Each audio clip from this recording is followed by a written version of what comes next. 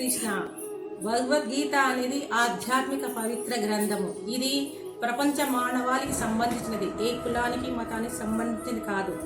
దీనిని చదవడం వల్ల మనము భక్తి మార్గంలోకి వెళ్ళి భగవద్ధామానికి చేరుకుంటాము.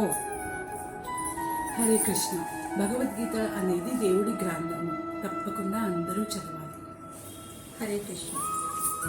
భగవద్గీత శ్రీకృష్ణ పరమాత్ముడు కురుక్షేత్ర యుద్ధంలో అర్జునుడికి బోధించిన సారాంశం.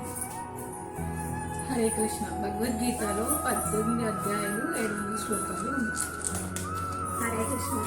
భగవద్గీతను సంసారం అనే సాగరాన్ని దాటాలంటే భగవద్గీతను ఆశ్రయించాలి. హరే కృష్ణ. భగవద్గీతను పఠించడం వల్ల మన అజ్ఞానాన్ని దూరం చేసి జ్ఞానాన్ని పొందుతారు. హరే కృష్ణ. భగవద్గీత చదవడం వల్ల ప్రాపంచిక జీవితంలో వచ్చే మాయల నుండి ఈజీగా దాటగలుగుతాము.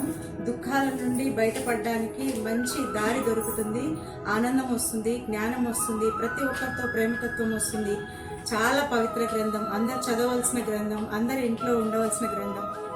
భగవద్గీత సత్యత, బలం, క్రమశిక్షణ, నిజాయితీ, దయ మరియు చిత్తశుద్ధితో జీవితాన్ని గడపడం ప్రోత్సహిస్తుంది.